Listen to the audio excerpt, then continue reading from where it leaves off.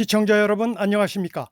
공정언론 국민연대에서 전해드리는 주간 모니터링 보고서 위클리 포커스온입니다. 5월 둘째 주 모니터링 결과 모두 31건의 불공정 보도 사례를 적발했습니다. 방송사별로는 MBC 22건, CBS 5건, 연합뉴스TV 2건, YTN과 평화방송이 각각 1건씩입니다. 지난 5월 7일 CBS 박재홍의 한판 승부에서는 출연자와 진행자가 모두 객관성이 결여된 의혹 부풀리기를 하며 청취자를 오도했습니다.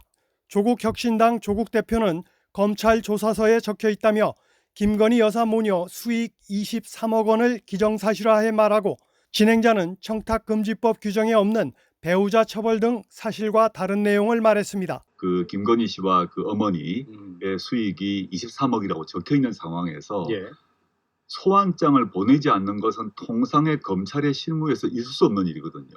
도이치모터스 주가 조작 사건과 관련해 김건희 여사는 당시 157개의 계좌를 빌려준 91명 중 1명일 뿐이며, 계좌를 빌려준 사람 대부분이 아무런 검찰 조사를 받지 않았습니다. 특히 전주들 중 그나마 유죄 가능성이 높다고 보고 검찰이 기소했던 2명 역시 모두 무죄 판결을 받았습니다. 그럼에도 이러한 사실은 전혀 언급하지 않은 채 검찰 조사서에 적혀 있다며 23억 원을 기정사실화한 겁니다. 또 하나의 쟁점은 이제 대통령의 그 명품백 수수 인지 시점입니다. 그 인지한 시점에 따라서 어떤 그 대통령 배우자도 처벌할 수 있는 근거가 생긴다는 것인데, 청탁금지법에서 공직자의 배우자는 설령 직무 관련 뇌물을 수수했더라도 처벌의 대상이 아니며, 이는 공직자의 인지 시점과도 전혀 관련이 없음에도 인지 시점에 따라서 김 여사가 처벌될 수 있다라는 사실과 다른 내용을 진행자가 방송한 것입니다. 5월 9일 MBC 뉴스데스크에서는 뉴스를 전하는 보도 프로그램에서 어느 한쪽 견해에 치우치지 않고 뉴스의 중심을 잡아야 하는 앵커가 뉴스 첫 시작부터 자신의 편협된 생각을 노골적으로 드러내며 방송을 사유화했습니다.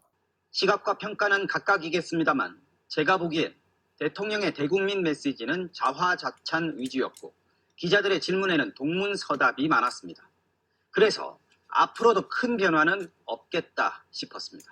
공영방송 앵커가 뉴스 말미에 논평하는 것이 아니라 첫 시작부터 자신의 주관성과 정치적 성향을 노골적으로 드러내며 기자회견에 대해 폄훼한 것은 대통령 기자회견에 대해 부정적 평가가 일반적이고 압도적이라는 선입견을 갖도록 강요하는 편파 진행을 한 겁니다. 네, 다음 소식입니다. 문재인 대통령이 오늘 기자회견을 열고 새해 국정 운영 방향을 밝혔습니다. 지금부터 그 내용을 하나씩 짚어보겠습니다. 자, 먼저 경제 문제와 관련해서는 악화된 고용 지표가 가장 아픈 점이라면서 기존 정책을 보완해서 올해는 반드시 성과를 내겠다고 강조했습니다. 이덕영 기자입니다.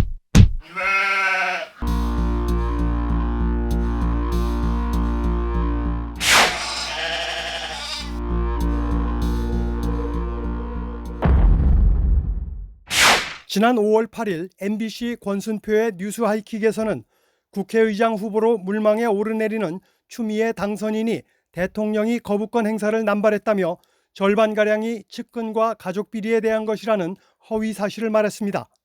그러나 진행자나 제작진은 방송 중이나 방송 이후에도 사실관계를 바로잡지 않았습니다. 윤 대통령이 거부권을 행사한 법안 9건 중 이태원 참사 특검법과 김건희 여사 특검법만이 측근 가족과 관련된 법안입니다. 그럼에도 추미애 당선인은 9건 중 절반가량이 측근 가족의 비리 신상에 관한 것이라는 허위 사실로 윤 대통령이 행사한 거부권 중 상당수가 부당한 것처럼 왜곡한 것입니다. 또한 거부권을 행사하게 된 법안은 모두 민주당이 다수 의석을 앞세워 일방적으로 통과시킨 것이었으나 방송에서는 단 한 번도 민주당의 입법 폭주에 대한 언급이나 문제 지적은 없었습니다. 보다 자세한 내용은 공정언론 국민연대 인터넷 홈페이지에서 확인하실 수 있습니다. 시청해주신 여러분 감사합니다. 오늘은 여기까지입니다.